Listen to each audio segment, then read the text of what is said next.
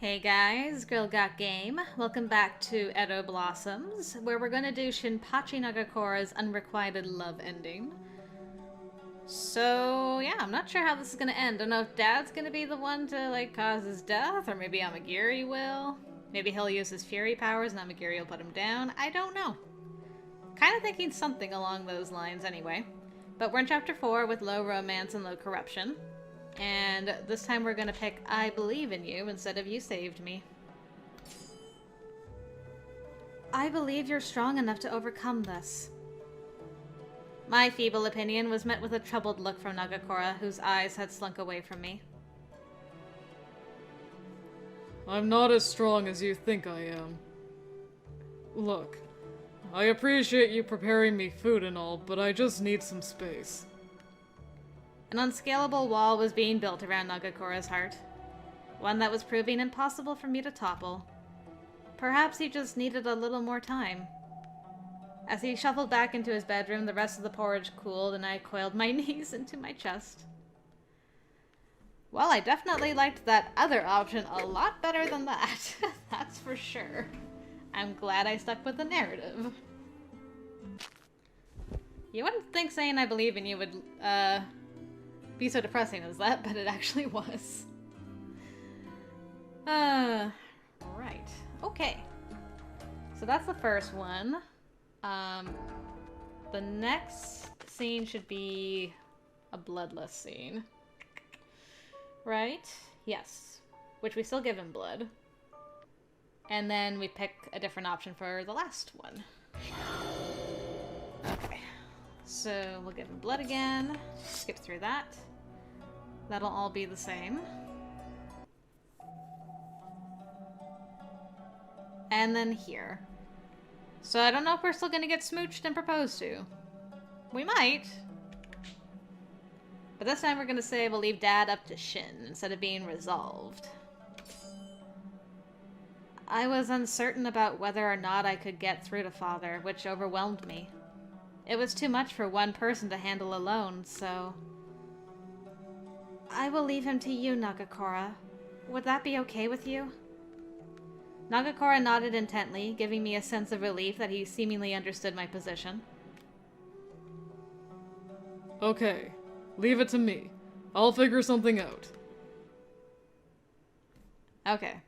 That was pretty quick. Okay, we're still getting the smooches and proposals so that we can have a really sad, unrequited love ending. Great! Love it. Now we just gotta wait for things to go terribly. The anticipation.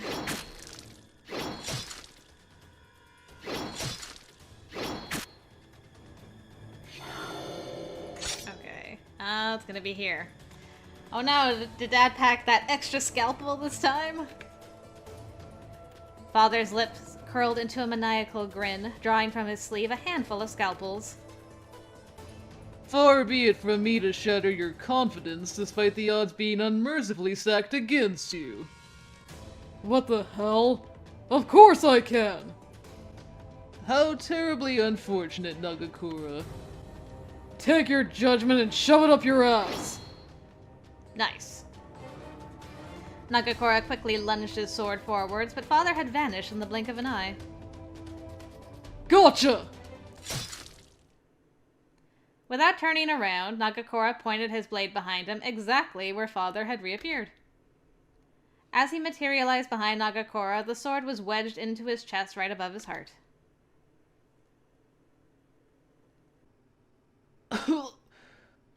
You aren't a fury, yet you saw me coming. Damn straight. Shows you what a human can really do. Human, eh? Try as you might, fool, but you'll never be able to escape the Fury's blessing. Hey, the hell's going on here, old man? Whoa. What happened? Nagakura's expression suddenly went blank, and in the space of a second he transformed into a fury. Without missing a beat, he collapsed to his knees as if all of the energy in his body had been sapped. His sword rolled out of his hands onto the floor, and he began fervently clawing at his back. Ugh! What the? Is that scalpel made of silver? Dang, Dad. That's cold. How could you? Father had a few more tricks up his sleeve, returning Nagakura's aggressive attack by stabbing him in the back with a coated scalpel. Ew. Nagakura gazed melancholically at the scalpel in Father's hand. I see. So, there really is no turning back, is there? This'll be where it all ends. Aw, man, we gotta watch him turn into dust. Dude didn't even use his fury powers all that much. Come on. That ain't right. His hands trembled slightly. Soon, the tips of his fingers began turning to ash, not unlike the ends of burnt incenses. Nagakura? Despite grimacing through what appeared to be intense pain, Nagakura mustered a timid smile. Dude, no! How could you? Oh, this breaks my heart. Chizuru, thank you for everything. Nagakura! I sprinted towards him, but I was too late.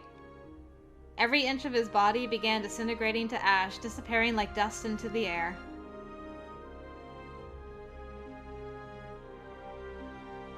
Wow. After losing Nagakura, I fled from Yonezawa Castle, passing over the charred battlegrounds in Aizu before returning to the town surrounding Edo Castle. I clung to the faint glimmer of hope that I would reunite with Harada in Edo, but the Shogi Company's expedition in Ueno proved fruitless, resulting in their annihilation, which made his whereabouts unknown. I'd only had one memento of Nagakura to keep. I hugged his sword as tightly as I would have hugged him, which may have been a desperate gesture while visiting Matsume Domain's residence in Edo. Supposedly, this was the site of Nagakura's birth. I wished dearly to return his sword to his family. I wanted to tell them how kind-hearted and genial he was, how together we shared tears and laughter. There was only one thing that I was forgetting. Ah, yes.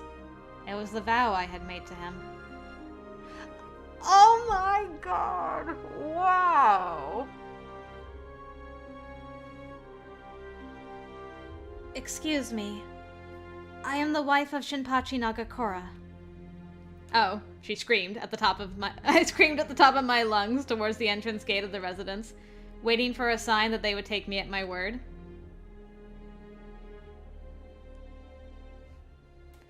Okay, I should have yelled that, but I didn't see an exclamation mark, so I didn't know. Wow. I really love that unrequited love ending, though. I gotta say. Like, that's up there with Soji's, for sure.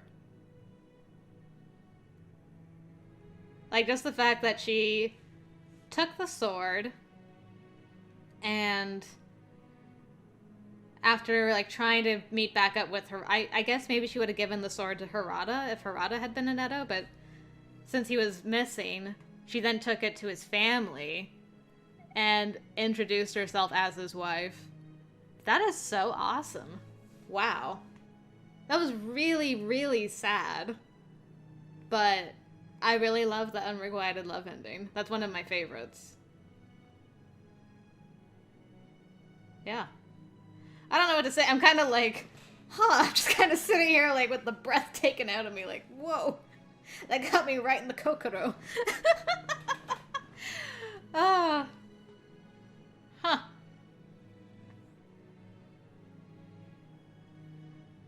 I assume Dad must have died after being stabbed? She didn't really, like, check on Dad or anything. She was just like, and Shin turned to dust. And that was the end. Huh. Alright. Well, that was the unrequited love ending, guys. Yeah, I really like that. I didn't cry as much as with Soji's, obviously.